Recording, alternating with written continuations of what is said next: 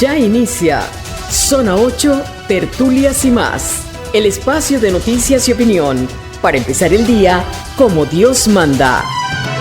Zona 8, la experiencia informativa que realmente importa.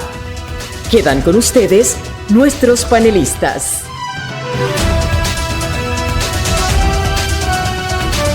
Panamá de mis amores, tengan todos un lunes lleno de Dios y una semana aventurosa. Y si no es así, si hay alguna caída, algún tropiezo, que todos tengamos la fortaleza para levantarnos y seguir caminando, porque tenemos la esperanza de que todo va para mejor. Eduardo Soto les da la bienvenida a Zona 8, Tertulias y más. Hoy no me acompaña Pastora Portugal por situaciones de salud. Rubén Polanco está en la plataforma digital. Nuestro querido Arsenio Samaniego en los controles y Patricia Ocando Camino en la producción. Recordemos que estamos en este mes de aniversario de Radio Hogar, necesitando de ustedes para celebrarlo con bien, para celebrarlo con mayor esperanza. Nos hacen falta sus oraciones y su apoyo económico para poder continuar en el aire, para poder continuar trabajando desde la evangelización y la lucha democrática por este país, donde hacen falta ciudadanos que trabajen por el bien de Panamá, y aquí podemos formarlos. De eso se trata. Por todo esto, vamos a orar.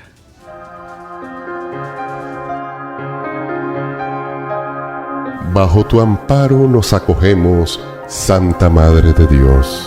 No desoigas nuestras súplicas que te dirigimos en nuestras necesidades. Antes bien, líbranos de todos los peligros, Virgen gloriosa y bendita. Amén.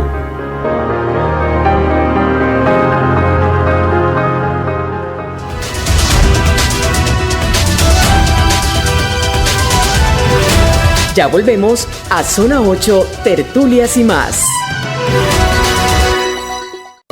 ¿Cuál es tu sueño? Cuando sea grande, quiero ser un gran ingeniero. Cuando sea grande, quiero ser veterinaria. Cuando sea grande, quiero ser violinista profesional. Soñar es el primer paso. Ahorrar, el siguiente. Enseña a tus hijos el valor de creer en sí mismos, abriendo una cuenta de ahorro Mi Futuro Banconal. Porque más que ahorrar, es crecer. Banco Nacional de Panamá. Grande como tú. Cuando ves las compuertas del canal, ¿en qué piensas? En turismo. En comercio. En todos los barcos que pasan. En puertas que se abren y dejan pasar mucho más que barcos. Dejan pasar el bienestar para todos. Son compuertas, sí, pero también abren paso al progreso, generando los aportes que permiten renovar los hospitales y que harán posibles nuevas y mejores escuelas. Esto es un hecho por los aportes de tu canal, Canal de Panamá. Siga con nosotros en más de Zona 8, Tertulias y más.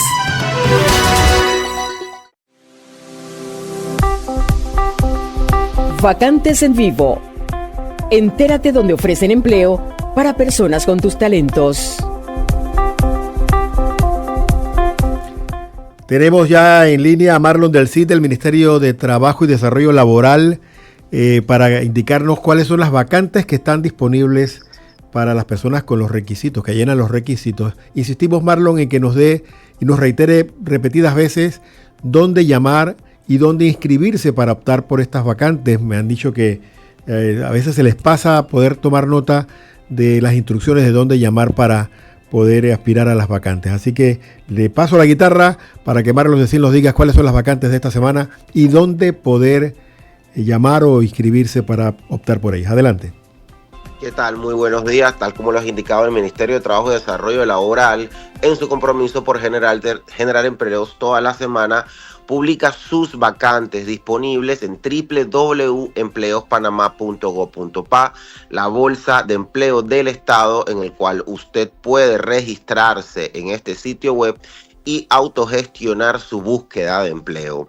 De igual forma, usted puede presentarse en la sede principal del Ministerio de Trabajo y Desarrollo Laboral en Plaza Edison, piso número 5, Dirección Nacional de Empleo, específicamente en el Departamento de Intermediación Laboral o en cualquiera de nuestras sedes regionales. Iniciamos esta semana con nuestras oportunidades destacadas y tenemos un técnico en aire acondicionado para la provincia de Panamá con formación técnica en refrigeración. También se requiere un técnico en ingeniería eléctrica en la ciudad de Panamá, para Panamá Oeste, con experiencia en redes eléctricas y licencia de conducir. Para la provincia de Herrera se requiere un técnico en prevención de riesgos laborales con formación en seguridad ocupacional. Para la provincia de Panamá se requiere un técnico de planta con formación en electromecánica o mecánica industrial. También en el área de atención al cliente y ventas, call center y telemarketing se requiere a una persona para la provincia de Panamá con estudios en logística o comercio internacional. También para la provincia de Panamá se requiere un asesor de ventas para servicios de mantenimiento con experiencia en ventas y manejos de cartera. Nuevamente en la ciudad de Panamá se está requiriendo un asistente administrativo o contable con experiencia en facturación o servicios al cliente. Se requiere operador logístico con funciones de conducción para la provincia de Panamá y esta persona debe tener licencia de conducir tipo D y carnet de salud vigentes. En Colón se requiere un asistente bilingüe con estudios superiores en logística o comercio internacional. Ciudad de Panamá se requiere un cocinero con conocimientos en técnicas culinarias y manipulación de alimentos. También requerimos un fotógrafo y analista de productos en la provincia de Panamá con formación en fotografía, diseño o comunicación visual. También se requiere un diseñador gráfico y producción audiovisual para Panamá con manejo de Illustrator, Photoshop y InDesign. Y por último, en la provincia de Panamá se está requiriendo un conductor de camión con licencia de conducir tipo F vigente. Como lo he indicado, puedes conocer y aplicar a estas y otras oportunidades de empleo que se generan todas las semanas ingresando en nuestro sitio web www.empleospanama.go o a través de nuestras redes sociales Instagram y Facebook.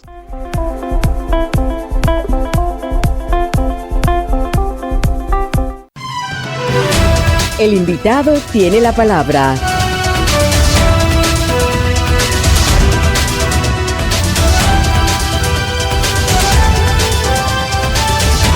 Nos acompaña el doctor Miguel Antonio Bernal. Él es abogado, catedrático universitario y responsable de este proceso de alfabetización constitucional que se ha estado llevando a cabo ya hace año y resto para buscar la reforma, o más que la reforma, una nueva constitución que permita enrumbar el país por nuevos y mejores derroteros.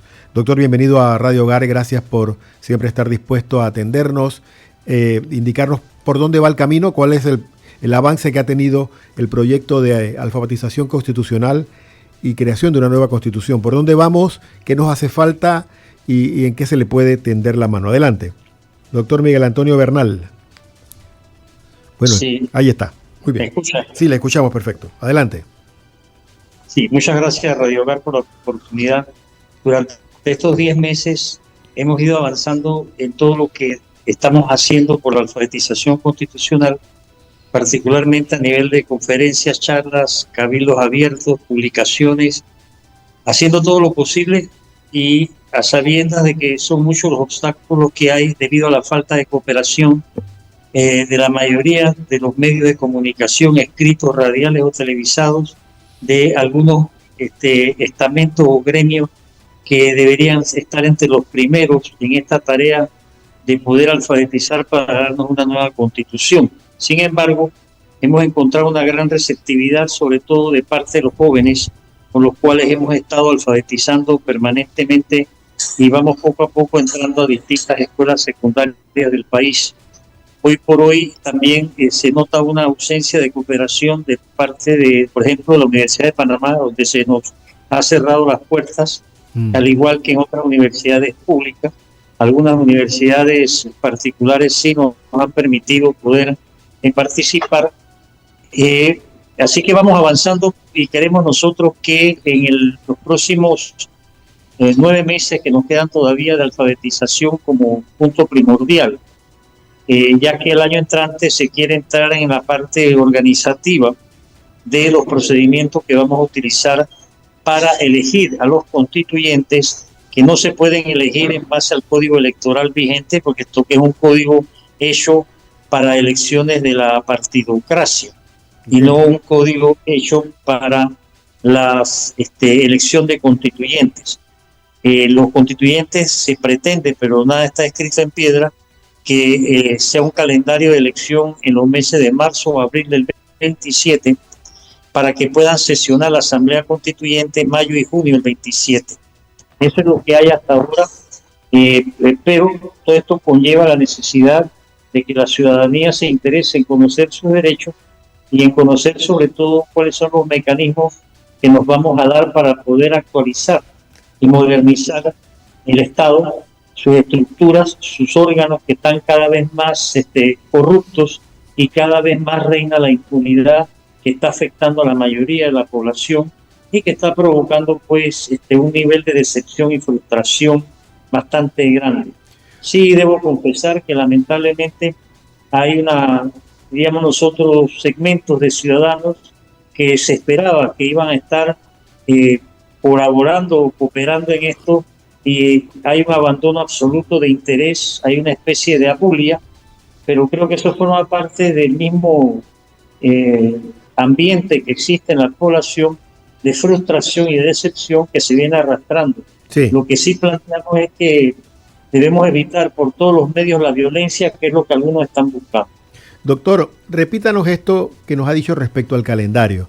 La alfabetización se iría hasta el mes de febrero más o menos del 27. No, hasta el mes de julio sería como actividad principal, primordial, hasta julio del 26. Muy bien. Lo cual no quiere decir que se va a dejar de alfabetizar. Okay. Y eso se diría, después a partir de julio ya viene la fase organizativa. Cómo se van a elegir a los constituyentes, cuáles van a ser los requisitos y sobre todo quién va a llevar adelante este proceso de elección y demás, porque no se puede hacer con el Tribunal Electoral, dado que ellos ya se declararon adversarios públicos y enemigos de la constituyente. Entonces tenemos que ir buscándole solución a ese problema. ¿Cómo se resuelve esto desde la ley? ¿Cómo poder hacerlo sin caer en ilegalidad? Bueno, yo creo que hay que buscar algún mecanismo que permita legal. Siempre hay la salida que se puede hacer como se hizo en el 45, que ahora no se puede dejar de hacer, porque esto no es un problema jurídico, esto es un problema político. El poder soberano le pertenece al pueblo. Ajá. Si el pueblo está de acuerdo con que hay que darse una nueva constitución, no podemos caer en una serie de leguleyadas, como quieren algunos, haciendo creer que hay que obedecer a la constitución impuesta, que establece que el 314 es una figura geométrica como si fuera una constituyente. O sea, hay mucha confusión, y de ahí que el desgano de apoyo de parte de la casi totalidad de los medios de comunicación, pues sí está haciendo un daño más de grande del que ya existe por el desconocimiento que tiene la población. Esto no es un problema de abogados, este es un tema de ciudadanos. Doctor, tenemos un oyente que quiere hacerle una pregunta. Le pedimos que se identifique con su nombre, de dónde llama y con todo respeto haga su cuestionamiento. Adelante. Muy buenos días, doctor Bernal. Adelante. De la provincia de Colón habla el señor Kay Griffith. Cédula 842457. Diga doctor su pregunta. Bernal, ¿usted piensa que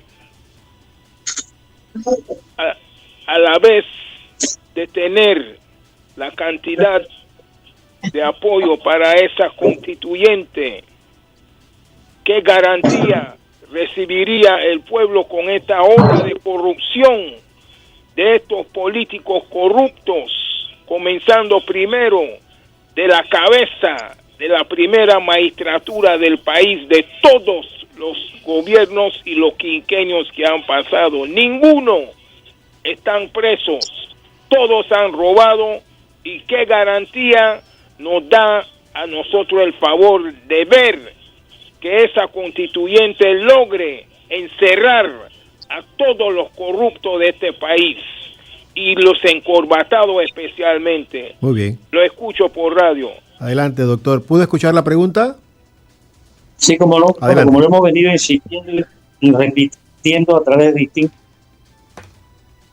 medios, en las conferencias y todo, sin la participación ciudadana no se puede alcanzar absolutamente nada. Y la corrupción hoy en día ha cogido cuerpo de una manera verdaderamente inusitada, casualmente producto de la ausencia de participación de los ciudadanos, que al desconocer sus derechos permiten que el vacío que ellos dejan sea ocupada por todo un sistema de corrupción y de impunidad, que es lo que hoy en día impera en Panamá. De ahí la importancia de la alfabetización constitucional, de que la alfabetización constitucional conlleva sobre todo participación, a ver si poco a poco se va dando ese sentimiento cívico de la necesidad de una nueva constitución. Mientras estemos en las manos de esta constitución, la corrupción y la impunidad van a seguir haciendo las suyas, no importa quién gobierne. Ok, profesor, usted habló que los jóvenes han sido mayormente receptivos, ¿no? Son los que mejor han acogido el proyecto de alfabetización. ¿Cuáles son las inquietudes que le presentan los jóvenes del país? Los jóvenes tienen una mayor madurez, conciencia del presente y también de las necesidades a futuro. Los jóvenes han expuesto de mil maneras, a través de preguntas, a través de intervenciones, y sobre todo los jóvenes que han estado participando en el concurso de oratoria, pero también hemos estado en el Rufo Garay, en el Abel Bravo, en varias escuelas acá en Panamá, y también los jóvenes que forman parte de instituciones como los cadetes y oficiales de policía. Los jóvenes son los que están realmente marcando las pautas, porque la mayoría de los servidores públicos van con aburrimiento y desinterés a escuchar las charlas, van como por obligación, y también hay mucha confusión que ha sido alimentada por el desconocimiento que hay y por el interés de algunos de que las cosas sigan como están. Claro. Usted habla también de que hay desinterés por parte de instituciones. ¿De qué instituciones usted esperaría mayor apoyo y que no lo ha tenido? Por ejemplo, el Ministerio de Educación, la Procuraduría General de la Nación, el Ministerio de Economía y Finanzas, las universidades particulares, salvo la Universidad Latina y la Universidad Interamericana, el resto de las universidades no les ha importado, ni la USMA. Y también de parte de toda una serie de instituciones estatales que consideran que solamente mandando 20 o 30 a escuchar la alfabetización, ya con eso hacen su saludo de bandera. La verdad es que en la mayoría de los casos, con la situación que vivimos, y aquí lo que hay es una especie de abulia muy preocupante, porque le abre el espacio a la violencia. Claro. Doctor, tenemos a Rubén Polanco, mi colega que está en la plataforma digital también, que quiere hacerle una pregunta. Adelante, Rubén. Sí, doctor Bernal, saludos. Por lo que veo, el periodo de alfabetización pareciese, o es similar, no digo que sea igual al periodo de consultas que hubo con de las reformas a la Caja de Seguro Social, ¿no? Con esto de incluir la participación ciudadana. Pero luego de esto, usted habla del proceso para escoger a los constituyentes. ¿Este proceso contaría o no con el acuerdo, el consentimiento, no sé, el apoyo de las actuales autoridades de gobierno, de los tres órganos del Estado? ¿Cómo se haría eso para lograr este proceso de elección de constituyentes? Hoy por hoy, salvo el presidente de la República y uno que otro funcionario, el resto les importa un pito. Llámese órgano judicial, llámese legislativo y llámese ejecutivo. Y eso es una situación real que ha sido abanicada y bendecida y promovida particularmente por el Tribunal Electoral, que tiene un interés particular en que no se dé un cambio constitucional. El problema aquí es que hay factores reales de poder que no quieren el cambio. Y yo he llegado a la conclusión, por lo que he visto en estos meses, que hay una verdad, que los que no quieren el cambio son los que están muy contentos con la actual Constitución, porque esta crea todos los mecanismos para seguir con la corrupción y la impunidad. Esta es una verdad de apeso, que no se quiere aceptar por algunos, bueno, pero para mí todos los que no se han interesado a la fecha en este tema es porque se encuentran muy a gusto con la corrupción. y van a seguir a gusto con esta constitución. La tarea que a mí se me ha encomendado, la estamos cumpliendo una decena de personas que somos los que estamos dedicados a la difusión, a la alfabetización, y yo no me puedo intrometer en los asuntos del gobierno ni de los otros órganos del Estado.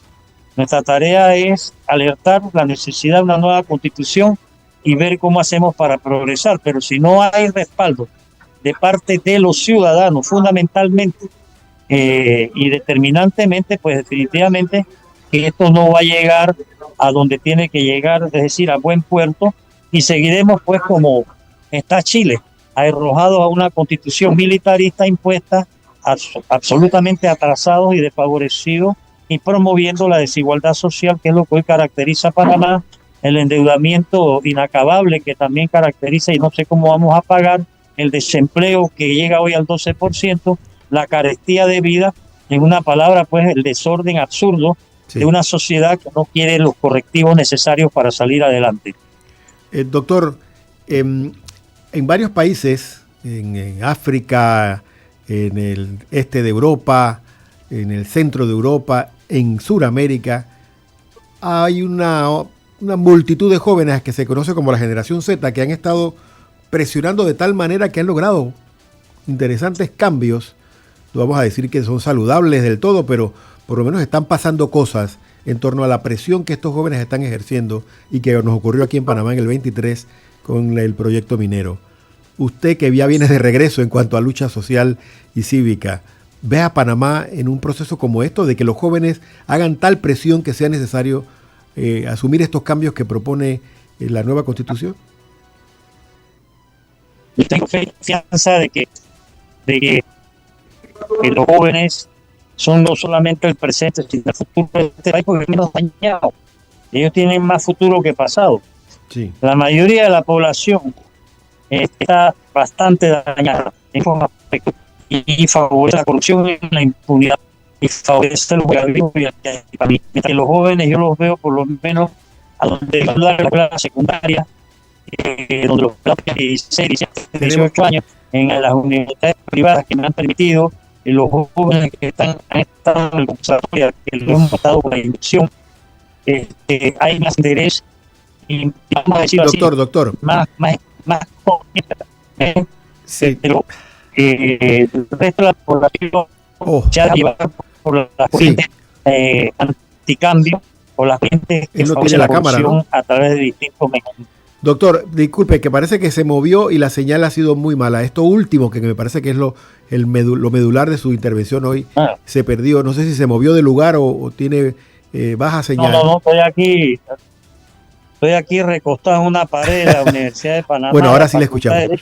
Sí, no me he movido. Muy bien, parece que se ha acercado, hay mucha gente alrededor tal vez que se acercó.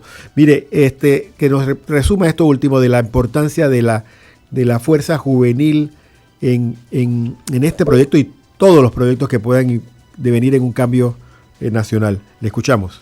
Bueno, yo sí creo, mire, yo no solamente creo en el cambio, yo tengo una fe absoluta en que los jóvenes que son ahora mismo, los jóvenes hasta entre 18 y 35 años son el 37% de la población. Sí. Yo creo que ahí es donde está la semilla del cambio. Y yo creo que ese cambio se va a dar a pesar del comportamiento que están teniendo las fuerzas sociales que no quieren cambio, que las hay y que son, yo no voy a decir numerosas, pero sí están colocadas en puestos clave. Yo le estoy dando nombre de instituciones que no han colaborado ni van a colaborar. Entiendo. Y también de órganos del Estado que no quieren cambio, el órgano judicial, el legislativo, dentro del propio ejecutivo. Salvo el presidente de la República, que es el que a mí me consta. Sí. Los otros de la boca para afuera. Entonces, lo que yo sí no voy a dejar de hacer es lo que he hecho toda mi vida: luchar por un cambio de constitución a través de una constituyente. A pesar de todos los insultos y diatribas que se me han endilgado, yo sigo en mi tarea cívica y no la voy a abandonar, porque hay unos cuantos que pretenden enlodar el valor histórico, doctrinal histórico que tiene una constituyente que en la mayoría de los países en los últimos 50 años ha sido el mecanismo que se ha utilizado para poder esas sociedades avanzar hacia mejores derroteros. Si la sociedad panameña se logra o se da por esta fuerza anticambio, pues simplemente vamos a decir que ¿qué vamos a hacer? Pues sí.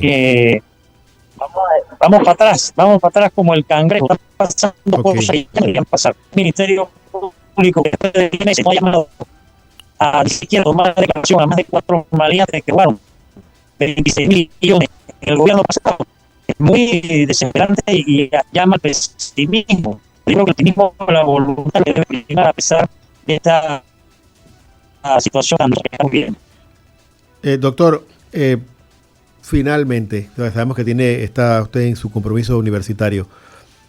El presidente de la República en la última jueves de su intervención en conferencia de prensa al país, señaló que él creó una coordinación de una unidad legal porque el trabajo del Ministerio Público y del órgano judicial, él lo considera deficiente por falta de empuje legal, ¿no? Porque entonces crea este cuerpo de abogados que va a ser las veces de querellantes con respecto a ciertas instituciones, porque estas instituciones parece que no dan la talla a juicio del presidente.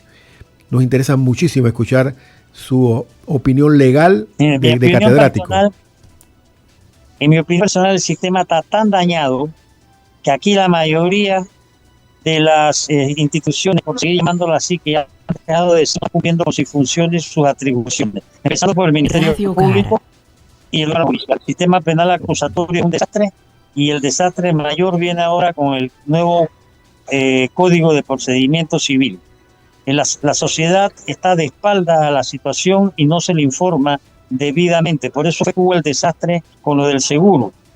Aquí hay que informar y hay un desastre de información. Entonces, la decisión que se ha tomado del señor presidente de que va a contratar una serie de abogados penalistas es para poder agilizar las denuncias que se presentaran de la cantidad de especulados y cuántos delitos no se puede imaginar se han encontrado en los distintos ministerios, y resulta que los encargados de los asuntos legales no tienen información, digamos, penal o procesal penal necesaria para poder al menos armar los expedientes que hay que armar frente a todas las trabas burocráticas que tiene el Ministerio Público y tiene el órgano judicial, porque están hechas para la impunidad.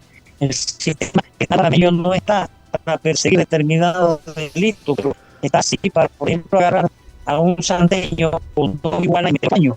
Pero cuando un tipo se roba 28 millones, le da también todo el fondo de Marqués. Entonces, frente a eso, el presidente no puede tener injerencia en los asuntos del Ministerio Público ni en los asuntos del órgano judicial, contrariamente a lo que se dice. Entonces se está buscando una salida en cierta medida, vamos a llamarla administrativa, en lo que quiere ver qué se puede hacer mientras bien cambio, poder darse un cambio constitucional que nos permita tener en Panamá toda una serie de mecanismos de control ciudadano, toda una serie de mecanismos de protección jurídicos ciudadanos, de instancias que nosotros tenemos, como por ejemplo el Tribunal Constitucional, Consejo Superior Judicial, pero sobre todo menos corrupción y menos impunidad en los organismos encargados de investigar y aplicar justicia en nuestro país. Bueno, doctor, le agradecemos mucho su tiempo, sabemos que tiene compromisos en la universidad. Reiteramos la disposición de Radio Hogar de abrirle espacio para que usted y su equipo tengan el tiempo que necesiten al aire para esta alfabetización. Muy agradecido por la oportunidad y reitero, Radio Hogar es una de las pocas, lo cuento con los dedos de una mano y me sobra llamado albergue para de vez en cuando poder conversar de estos temas que deberían ser cotidianos de parte de todos los ciudadanos y sobre todo los medios de comunicación para que cumplan la función social que les corresponde. Muchas gracias y siempre a sus órdenes y un saludo respetuoso, distinguida audiencia. Gracias, doctor. Ha sido el doctor Miguel Antonio Bernal hablándonos de la apatía, usó la palabra abulia, me encantó, que hay respecto al tema de la nueva constitución, el establecimiento del propio gobierno en sus diferentes órganos y el Tribunal Electoral en especial tienen un desapego, un desinterés al tema y no lo frenan directamente, pero no lo empujan. y está caminando contracorriente, que bueno, él está acostumbrado a eso, siempre ha sido una persona que va hacia adelante a pesar de las desavenencias, y nos da la buena noticia de que ha encontrado en la juventud, en algunos grupos universitarios, no de lo público sino de lo privado, mucho interés, y que confía en que esta generación de jóvenes sea quienes le den la sangre y la energía que necesita el proyecto de una nueva constitución al país. Vamos entonces a la pausa y regresamos de inmediato con nuestro siguiente segmento. Ya volvemos a Zona 8, Tertulias y más. Cuando ves las compuertas del canal, ¿en qué piensas? En turismo. En comercio. En todos los barcos que pasan. En puertas que se abren y dejan pasar mucho más que barcos. Dejan pasar el bienestar para todos. Son compuertas, sí, pero también abren paso al progreso, generando los aportes que permiten renovar los hospitales y que harán posibles nuevas y mejores escuelas. Esto es un hecho por los aportes de tu canal, Canal de Panamá. Mensaje de Monseñor José Domingo Ulloa Mendieta, arzobispo de Panamá, por los 71 años de Radio Hogar. Demos gracias a Dios por este tesoro que tenemos en la iglesia y en la sociedad panameña. Gracias le damos al Señor por el camino recorrido y elevamos nuestra acción de gracias por todas aquellas personas, sacerdotes, laicos, profesionales de la radio y oyentes que han hecho posible esta historia compartida. Pero para seguir adelante necesitamos el apoyo de todos, sus oraciones sobre todo, pero también su patrocinio económico. No dejemos que Radio Hogar libre sola la batalla para continuar al aire. Te invitamos a hacer una donación, grande o pequeña, lo que puedas, para ayudar a mantener vivo este valioso instrumento de comunicación, de nacionalidad y de cultura. Gracias por ser parte de esta hermosa historia. Les bendigo en el nombre del Padre, y del Hijo, y del Espíritu Santo. Amén. Radio Hogar, la voz de tu iglesia. Siga con nosotros en más de Zona 8, Tertulias y más.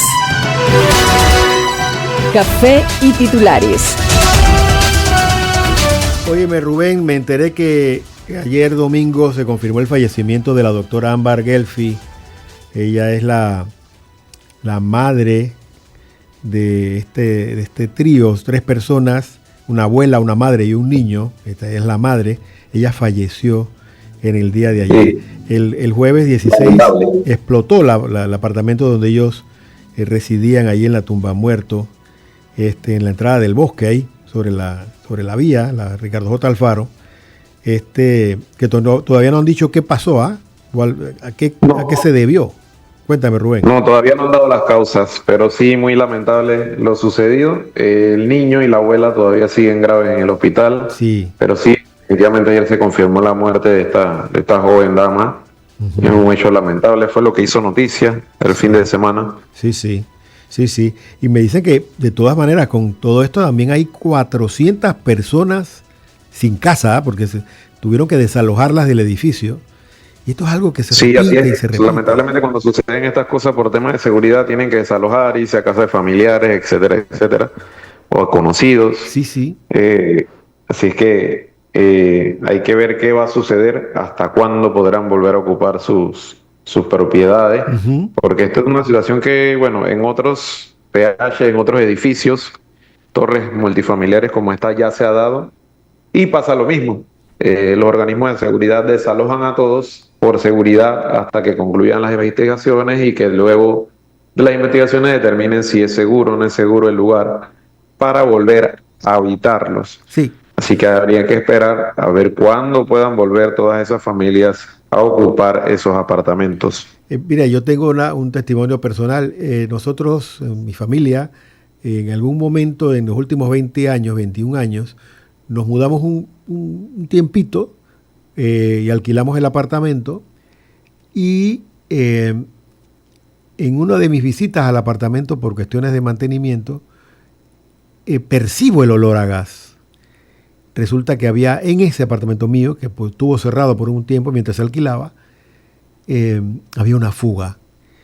Y por supuesto se cerró todo el sistema de gas del edificio entero por casi un año, mientras se recolectaba el dinero para instalar estas tuberías amarillas que ustedes ven en algunos edificios por fuera. Significa que ha sido clausurado el sistema de gas interno. Esto está pasando con un montón de edificios que se construyen a la buena de Dios. Los bomberos les dan el visto bueno y los habitan. Se les da permiso para que la gente se mude. Y al tiempo se descubre pues que hay deficiencias con el sistema de gas que está dentro de las paredes y que provocan este tipo de situaciones. Aquí la pregunta es, ¿qué tan riguroso es el sistema de inspección? ¿Tiene el personal capacitado del cuerpo de bomberos para hacer esto? Y que nos aseguremos de que la gente está segura, ¿no? Porque ya van demasiados muertos con esta situación. Uno es demasiado. Vamos a escuchar la nota entonces que nos preparó Patricia con respecto a este hecho. Así es, Kaira, la propia administración del edificio, el PH Alsacia Tower, confirma el fallecimiento de la doctora Ámbar Guelfi. Ella fallece producto de que tenía en su cuerpo un 70% de quemaduras luego de suscitarse este hecho el pasado jueves 16 de octubre en este PH número 1 Alsacia Towers, urbanización El Bosque, avenida Ricardo J. Alfaro. Más de 400 personas fueron evacuadas esa madrugada cuando se da explosión de gas propano en las tuberías de varios apartamentos. Unos 15 de estos quedaron afectados, pero las personas que estuvieron en el hospital y que fueron llevadas de emergencia, estaba la doctora Guelfi Ámbar, también su hijo Gian, que está recibiendo atención en el hospital de El Niño, y precisamente el niño Gian mañana lunes se espera que sea intervenido quirúrgicamente por el equipo de especialistas. La madre de la doctora que ha fallecido también está recibiendo atención con un 42% de quemaduras en su cuerpo en el hospital del Seguro Social donde se encuentra. Una víctima ya fatal, lamentablemente, por este hecho. Los residentes lamentan eso, la administración y el país. Un hecho que no es la primera vez que ocurre en nuestro Panamá. Ya hay situaciones de este tipo que están en la Corte Suprema de Justicia y personas condenadas en otros hechos, y la investigación en este sentido de este PH Alsacia Towers apenas está iniciando. Este edificio no tiene que ni 10 años, no, hombre, esto es el colmo. Ayer también se celebró en la Catedral Basílica Santa María la Antigua una misa especial para recordar a las víctimas del envenenamiento masivo por dietilenglicol. El pasado 17 de octubre se conmemoraron 19 años de esta tragedia que marcó uno de los episodios más dolorosos en la historia de la salud en Panamá. Muchos de los sobrevivientes y familiares aún, mire usted, 19 años después, aún están esperando justicia. Vamos a escuchar la nota.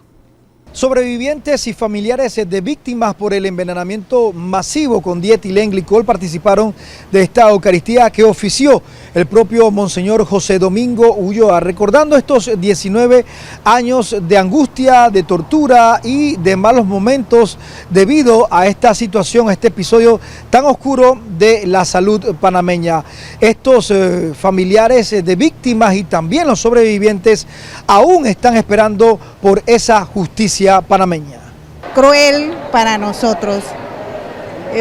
Estamos sobreviviendo a pesar de tantas malestares que tenemos, tantas dificultades que tenemos, tantas cosas que en verdad no nos ayudan a eso. Porque usted va al hospital y usted no recibe las atenciones que usted se merece como ser humano. Bueno, la verdad que esto no se deja nunca más en ninguna parte del mundo, y que se haga justicia, porque la verdad que somos muchos y hay muchos compañeros que todavía no están certificados. Y es más, a algunos compañeros les han quitado la pensión porque han fallecido los envenenados y ahora no les quieren dar la pensión a los familiares. En el gobierno pasado, el Ministerio de Salud, a través de la Comisión Evaluadora, descartó más de 500 casos, pero no de forma científica, sino de forma política, no cumpliendo con lo que dice la ley. Y este año pues la Corte le ha recomendado algunos casos a que el Ministerio de Salud tiene que hacer esos exámenes, esas pruebas toxicológicas que no se han hecho. Y eso es lo que le estamos diciendo al viceministro de Salud, y a la Comisión de Salud de la Asamblea, en la propia Asamblea, tratar de repensar en una ley que realmente vaya y se empodere y logramos salir de esta situación, porque hay unas situaciones de deuda. Monseñor José Domingo Ulloa durante la ceremonia también hizo referencia a la deuda que tienen las autoridades panameñas con los familiares de las víctimas y también con esos sobrevivientes por el envenenamiento por dietilenglicol. ¿Cómo pasa el tiempo? 19 años del envenenamiento del etilenglicol, y también recordamos las víctimas del transporte. ¿Cuál es el mejor homenaje? Le decía, que realmente podamos conseguir una salud pública digna de todos los panameños y un transporte digno de todos los panameños. Es el mejor homenaje que podamos hacerle a estas dos grandes víctimas, y es lo que puede ir sanando, y vale el sacrificio de las familias que ya no tienen a sus seres queridos si realmente conseguimos que nuestra salud pública sea de verdad, no en cuentos, sea de verdad una salud donde todos tengamos acceso. Bien, es parte entonces del mensaje de Monseñor José Domingo Ulloa, haciendo referencia a estos 19 años de tortura que han pasado estas personas que han sobrevivido a ese envenenamiento masivo por dietilenglicol. Mire, eso fue en el año 2000, ¿qué? 2006. 2005, por allá. Sí. 2004. Yo recuerdo, tengo un testimonio que bueno, yo no lo he escrito ni he mencionado esto nunca. Yo recuerdo estar muy cerca del tema, estar dándole seguimiento como subdirector del Panamá América en ese entonces, y realmente me tocó ver a un presidente que tuvo que dejar la entrevista. El presidente era Martín Torrijos, tuvo que dejar la entrevista porque se quebró, no pudo continuar conversando conmigo. No han cogido bien esto, le tocó demasiado duro y lo sufrió demasiado, y no pudo continuar conversando en esa entrevista que le estaba haciendo. No sé, Rubén, tú en aquella época, ¿cuál era tu ejercicio? ¿Cómo estabas tú haciendo?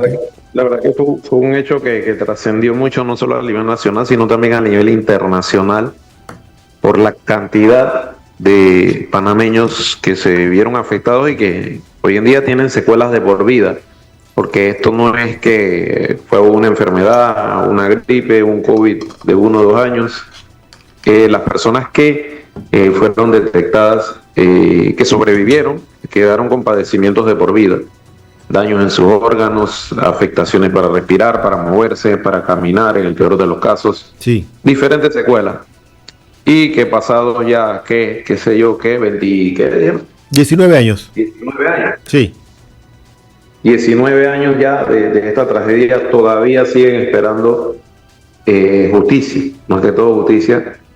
Es lamentable. Yo creo que el sistema de salud pública en general ha quedado en deuda con estos panameños, y esperemos que se le pueda dar una pronta respuesta, porque al final ya algunos ya están partiendo de este mundo y no ven la luz al final del túnel, se van esperando que el sistema de salud pública en general les atienda, sí, y les atienda sobre todo sus padecimientos, los que están demandando. Muchos tienen que ir al seguro, a veces no hay medicamentos, porque fueron familias humildes también las que se vieron afectadas con esto. Claro. Otros siguen reclamando justicia de sus familiares fallecidos, que también los hubo. Así que el panorama, lejos de mejorar, creo que se repite la constante año tras año, ¿no? Cada vez que hay un aniversario de este acontecimiento. Claro. Y no han sido indemnizados debidamente.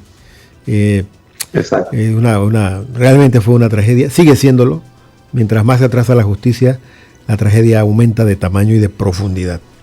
Qué tristeza. Por lo menos tienen el apoyo de Monseñor, que ayer estuvo muy cerca de ellos, en esta misa tremenda que hubo ahí en la catedral ayer a las 8 de la mañana, también celebrando a los nuevos santos venezolanos, ¿no? Carmen Rendiles y José Gregorio Hernández.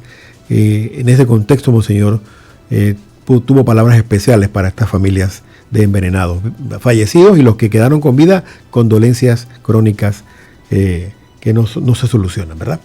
Tenemos más noticias por allá, Rubén, en el punto 7. En el ámbito internacional muchas cosas sucedieron ayer domingo, entre ellas en Sudamérica. Rodrigo Paz, candidato de centro derecha e hijo de un expresidente, ganó las elecciones presidenciales de Bolivia ayer, impulsado por la frustración de los votantes ante la tambaleante economía del país, las turbulencias políticas y el mal funcionamiento de las instituciones. Paz, de 58 años, derrotó a Jorge Tuto Quiroga, de 65 años, expresidente conservador, en una segunda vuelta que puso fin a 2 décadas de gobiernos de izquierda. Vaya. Vamos a escuchar el reporte. Bolivia vivió este domingo una jornada histórica. Por primera vez se celebró una segunda vuelta presidencial.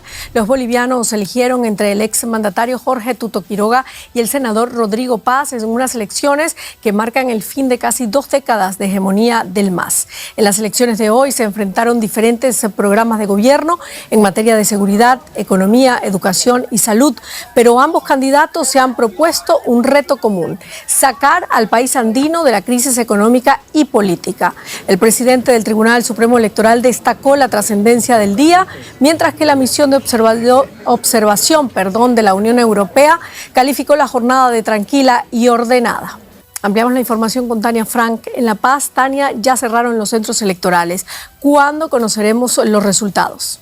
Hola Silvia, hace aproximadamente 2 horas se han cerrado las mesas electorales y ha comenzado el cómputo de las votaciones aquí en la ciudad de La Paz, un día que se ha caracterizado por la alta participación de la ciudadanía. De acuerdo al informe del Tribunal Supremo Electoral, el conteo de votos al 90%, lo decía el presidente del tribunal, se va a dar a conocer a las 8, entre las 8 y las 9 de la noche. Justamente a esa hora de ayer se dio a conocer pues que Rodrigo Paz vencía por un margen más o menos 9-10 puntos a Tuto Quiroga.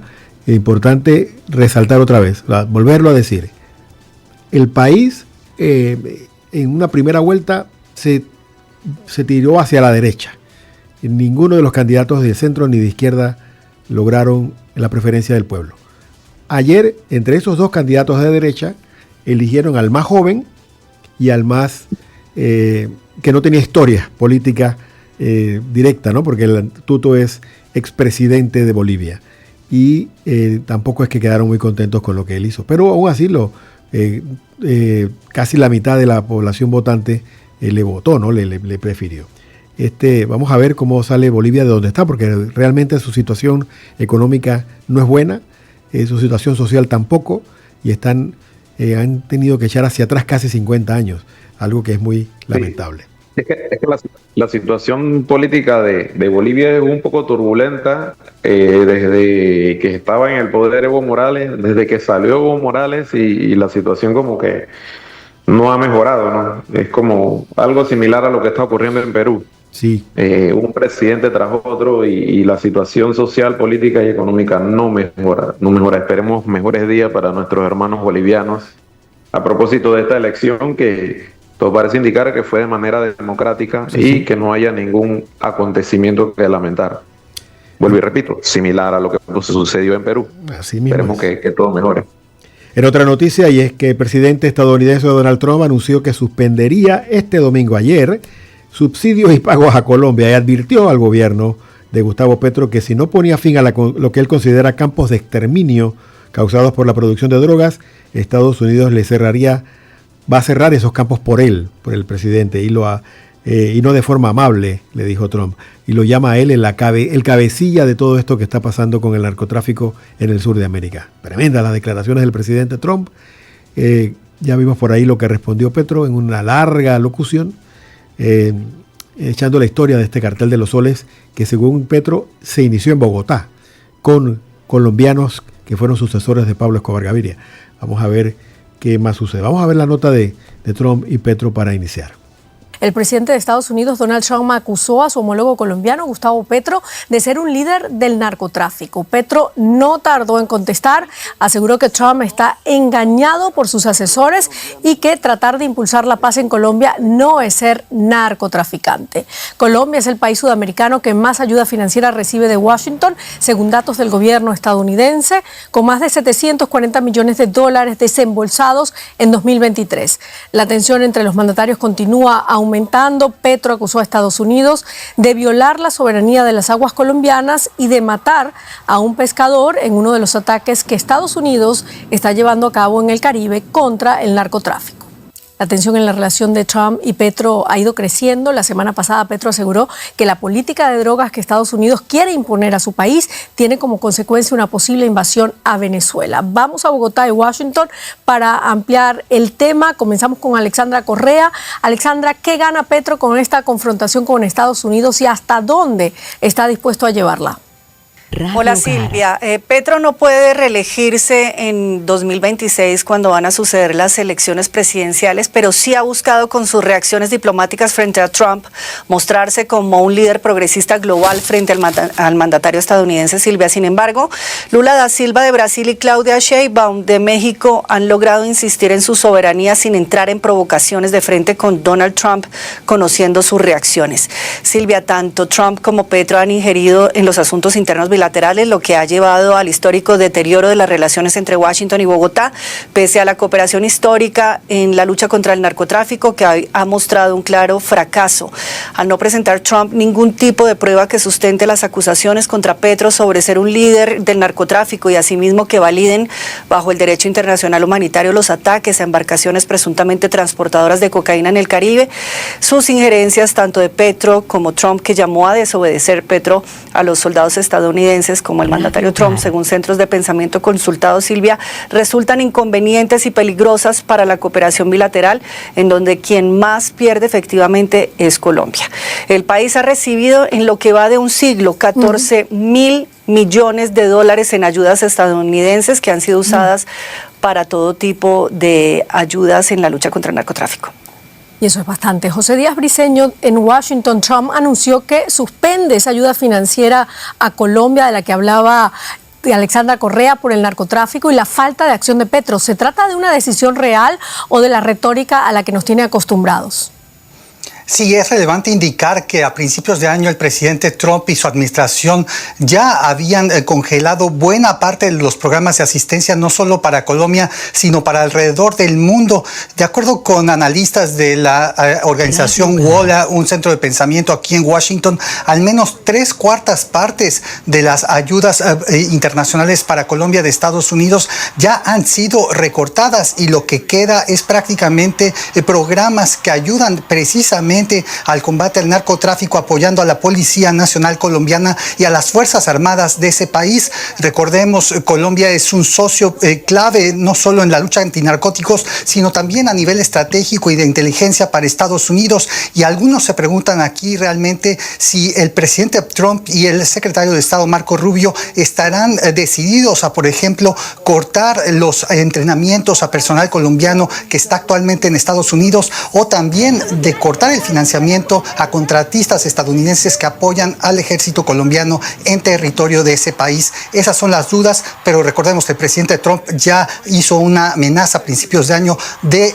emplazar con aranceles al presidente Petro por no recibir deportados colombianos y lo hizo efectivo y el gobierno colombiano tuvo que recular. Yo recuerdo hace unas semanas que el presidente Petro decía que un día amaneció y no tenían armas en el Palacio de Gobierno, porque las armas eran norteamericanas y la embajada de Estados Unidos allá se las había pedido de vuelta. Dame mis fusiles y mi pistola que se usan para custodiar al presidente en el Palacio Nacional, porque eso es mío, y ya la ayuda desaparecía. En esas condiciones están las relaciones entre estos dos países con estas dos personas muy, muy especiales, porque no es que haya un loco de un lado, es que de los dos lados están las cosas intensas, ¿no, Rubén? Yo le digo que la verdad, diciéndolo de manera folclórica, como hablamos acá en Panamá, se juntó el hambre con las ganas de comer, porque los dos presidentes son bien favoritos. Hablando Así en términos políticos, ninguno de los dos se queda atrás. Mediáticamente son de hablar mucho, de expresarse y utilizar los medios de comunicación para hacer declaraciones polémicas. Total. Bueno, al final son declaraciones, a veces del dicho al hecho hay mucho trecho, ¿no? Sí, pero bueno, en este aspecto lo que hay que tomar en cuenta es que cuando un presidente, como cualquiera de estos, dice una cosa, las bolsas de valores tiemblan y se dan los precios del café, quién sabe dónde estarán, o de las flores para Colombia, ¿no? Todo esto es importante, no crea que esto es simple taquilla, no, aquí hay consecuencias. Se devalúa el peso colombiano también. También, todo esto pasa. Cerremos con la nota del punto 11, mi querido Rubén. Adelante, Rubencito. Así es, bueno, y de la guerra, punto 12. 11.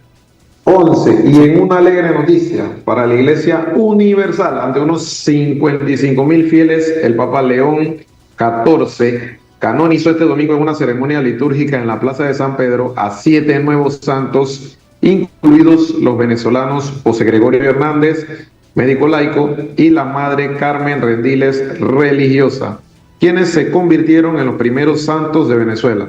Veamos el reporte que realizó la Dolce Vele. Adelante.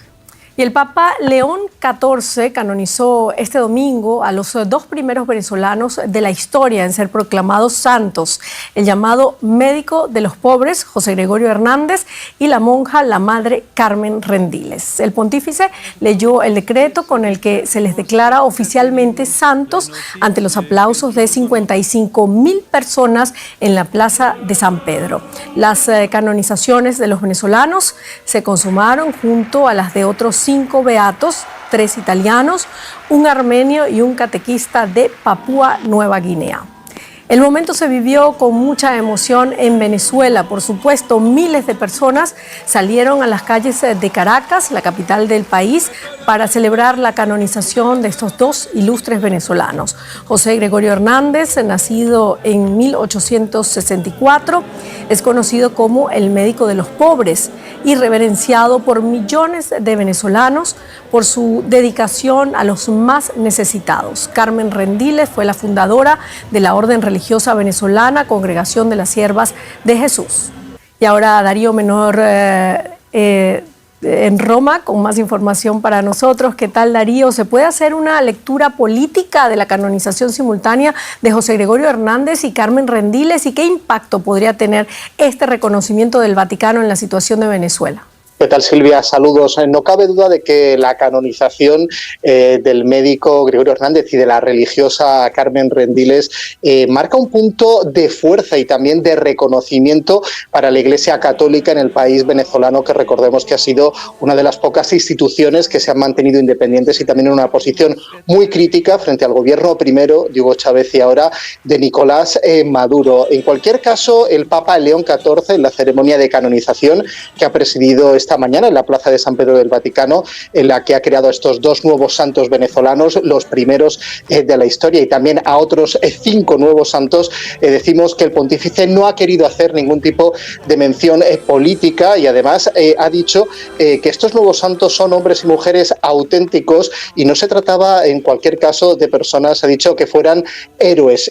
También han intentado presentarlos como figuras que van más allá de las diferencias políticas, desde los máximos representantes de la Iglesia venezolana, ya que han dicho que los 2 nuevos santos son figuras que unen a todo el pueblo venezolano más allá de las diferencias políticas, económicas e incluso religiosas. Por su parte, el presidente venezolano sí que ha hecho una fuerte reivindicación de la figura de estos 2 nuevos santos, ha dicho además en este momento difícil que está viviendo el país por parte de las amenazas de Estados Unidos. En cualquier caso, hoy aquí en el Vaticano hemos vivido un ambiente de gran ilusión por parte de toda la comunidad venezolana, con la Plaza de San Pedro llena de banderas del país latinoamericano y también de muchísimos fieles, entre los 50.000 católicos que estaban presentes, fieles que llevaban sobre todo camisetas del conocido como médico del pueblo. De esta manera culminamos Zona 8, tertulias y más. Ya está listo el padre Luis Antonio Vergara desde la parroquia Santiago Apóstol de Natá de los Caballeros en la diócesis de Penonomé. Toda esta semana va a estar con nosotros en Ríos de Agua Viva. También están preparadas Patricia y Celia en cuanto a la confección del guión del noticiero de este mediodía en Radio Hogar. Y en Clave Latinoamérica, un programa musical que tenemos a las 2 de la tarde. Arsenio nos dirá qué trae.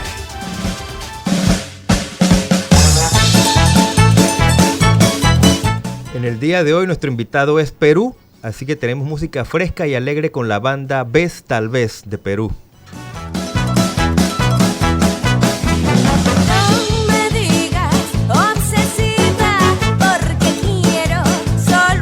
A la comunidad peruana en Panamá les invitamos a que sintonicen a las 2 de la tarde Radio Hogar, porque Arsenio les tiene esta serenata para ustedes. Rubén, dígame. No, digo, qué bien. No había escuchado nunca ese ritmo peruano. Claro, Vez Tal Vez, pero tal vez no. Muy seguramente tendremos toda la sintonía de los peruanos acá en Panamá. Será hasta mañana. Eduardo Soto se despide en compañía de Rubén Polanco, que ha estado en la plataforma digital, Arsenio Samaniego en los controles y Patricia Ocando Camino en la producción. Será hasta mañana.